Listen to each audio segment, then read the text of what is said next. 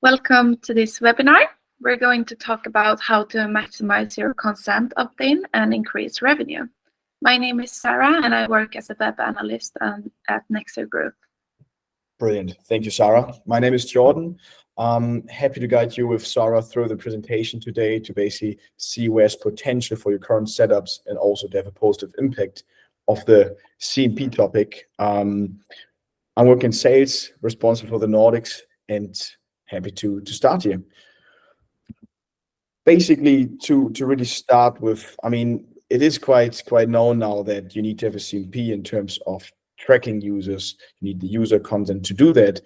And one of the biggest challenges for many companies are basically that all the new legislations are coming up, changing, and things like that. Also the DMA now, that certain technologies are not willing to work with you if you're not compliant with certain things. So that is the main challenge why you need to have a CMP. But today we will rather focus on the impact of it, because to have something in place means a user can click no. And that is a big problem when we speak later on about revenue and getting user data out of it. To show an example here, maybe Sarah, you would like to start. Yeah, so without the consent, the website visitor can only be tracked to a limited extent. And the level of the opt-in rate therefore has a direct influence on your revenue. Absolutely. And what we can see, like the users coming to your website, and here's basically two options. I say, no, don't track me. So we can forget about analytics, retargeting, remarketing, conversion rates, and optimization. Or I'm saying, yes, please do whatever you want to do. Consent is there, and you're able to basically get all the different things we're working on the end on your site. I think here, which is quite important to understand as well, is that when it comes to that point, it will impact your business, and that's why we speak about the revenue in the end of the day. If I click no, you're not able to do these tracking things, and you're able to influence that. And to dig a little bit deeper in that, there are a few things which impact the content rate. And basically here, when we speak about the different influences, really important also which influence the content rate is obviously the market, the trust and loyalty, the technologies and features, as well as the design. So briefly is the business model, for instance, the countries you're acting in. Speaking about Germany here, which is rather strict compared to the Nordics. Trust and loyalty, like how is the setup done? And when I mean done is also about, like, for instance, granularity, design. How do you display it? Do you have, for instance, your logo on the CMP? Does it feel like familiar that the user is able to identify himself with your brand or the product? And later on also to add to that with certain technologies or features like late consent to make sure the user's kind of having a better possibility to give his consent to improve on that level. But perhaps, so you have to add to that. Yeah, so enabling users to make their choices about their data, further solidifying the trust and loyalty relationship. Absolutely agree. And to dig a bit deeper and also to show you how to increase that. I mean, these are just brief options, but when we speak about the challenges are most likely where we definitely would say you need to have a focus on is the wording. In some cases, it makes sense that the wording is clear. It's a you wording. So why is it important for the users and later to that point, but also to make sure that when it comes to the wording, it's not a huge banner, it's a huge message, because that will also cause lots of reading for the user and the worse UX. Speaking then about the design, there would always recommend to have a clean design, which fits again your company organization, but also perhaps the product or the website. In transparency, quite important. Then we speak about less user, but transparency is meant by being able to understand what's behind that. Why are you tracking? And then what are the services you use to track me? So the user is able to understand, okay, you use YouTube or you use PayPal or certain other services to gather data from me. So now we see basically an example where it comes to the point, why is it important for the user? So of course, it's important in the end of the day for your organization, but the user needs to understand when it comes to the wording, it's important and beneficial for him to give the consent. So rather focus on the user and why he should give consent, for instance, because you get certain deals, then you're able to improve your website, your services, to make a better user experience in the end of the day for the end user. So that is quite important. And to see some other rather design option possibilities here are, for instance, the case where we see now a logo, a use of the CI. You need to play around basically when it comes to what is a perfect design for your organization. That's a really simple one, but already starting with, you see the blue in the user centrics and the blue in the bottom of the accept all. That is already something the eye is catching. And also the possibility to change languages in the right corner, or having a link to the privacy policy, the imprint, and also to more information to basically dig deeper as a user. There will already be increased opt-in rate and the trust the user brings. Perhaps, Sarah, you would like to add to that? Yeah, and this way the user won't feel like it's a random pop-up banner. Exactly. It's also important that it's your banner. It's not our banner. It's your banner you're going to show to your user.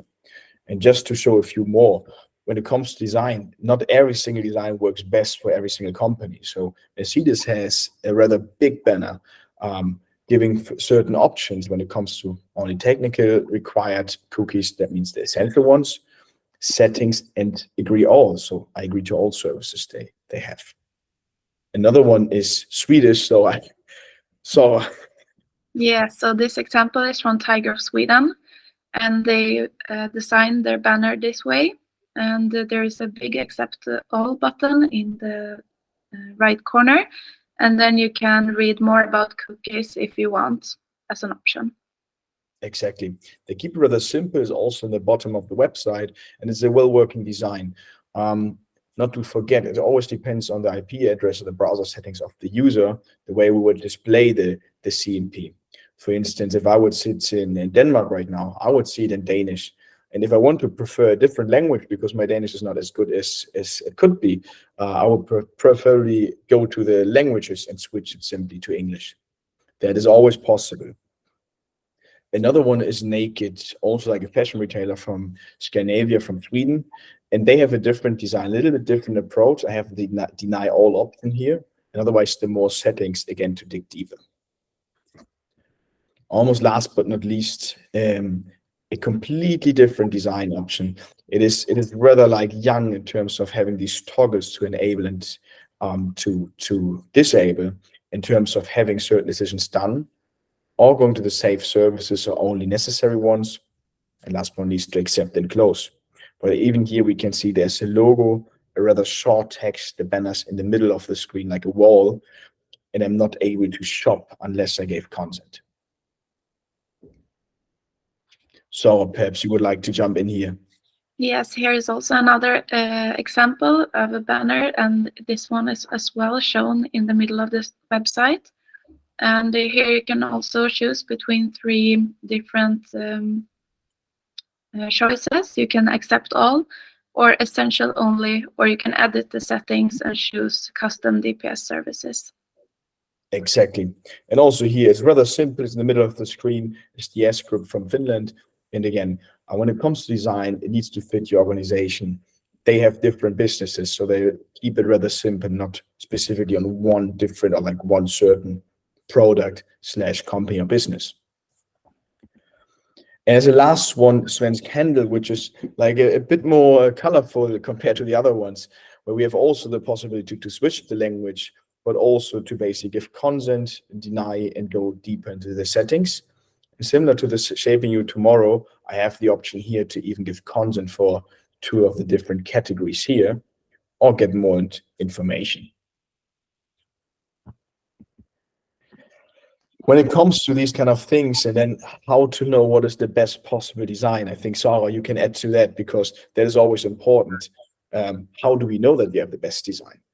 So we offer A/B testing functionality in the user-centric concept management platform, and you can enable and changing specific values of the CMP, such as color, text, and UI elements. And this allows you to identify the best version of your CMP to maximize the impact of your website. And by conducting the test, with user-centric, you can find the most effective way to manage your user consent and maximize your user engagement. And also in the analytics section, you can analyze and take action of the results from the test. For example, this one, you can see the change on the color of a button, and this is resulting in a higher opt-in rate. Yeah, absolutely. I think you agree. It's funny to see like the more like nice version with a green and white basically approach is working less good compared to the gray and white one, which is, I would say, as a user, quite unusual, but the results are speaking for themselves. Yes. Another thing is absolutely when it comes to the granularity. We speak about the trust again. When I go as a user to your website and I see the banner, that's one thing. And we have certain users which are a bit more interested in the details. So they want to understand what's behind that.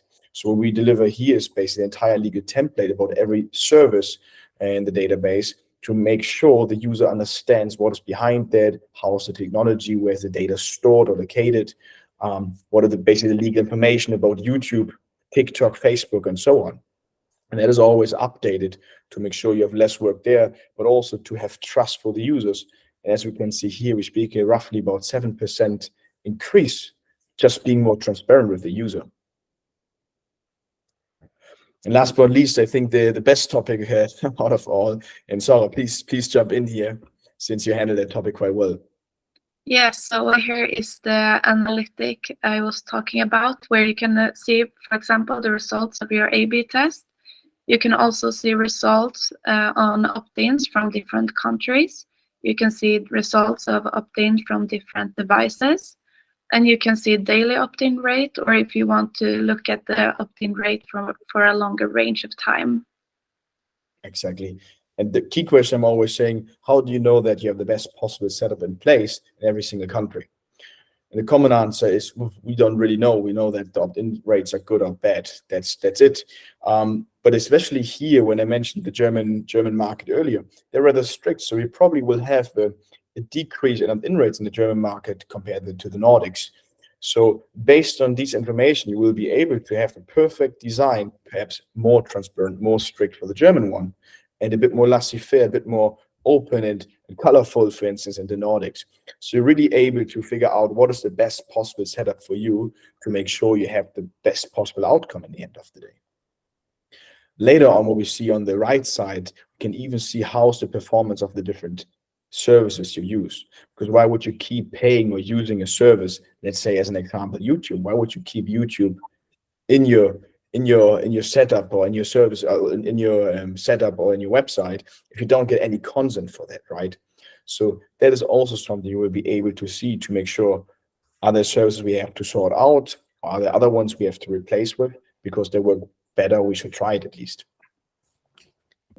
So in the end of the day, and referring a bit what I said in the very beginning, is the CMP will impact your business positively or negatively. You need to have it in place, but obviously from the revenue, from the marketing perspective, business perspective, you want to have the best possible outcome. To have that and to ensure that, you need to make sure to understand where do you have gaps, where you need to improve to have a certain setup in place to get more user data, or where do you have to improve for certain countries, for instance. That is why it's really important to take or keep track on the A/B testing. Do you have the best perfect design there? Well done, perfect. Do you have the best perfect setup in the different countries? Because if you have 60% of in rates in the German market, well, okay, fair. That's quite improvable. Or if you have, like, for instance, 85 in the Nordics, and why is it so? So, last words from your side. I would say I hope you all learned something from this webinar, and if you need some more help with your CMP, we are happy to help. You can reach out to me or Jordan. Absolutely. Agreed. Perfect. Thank you so much. Take care. Bye. Bye.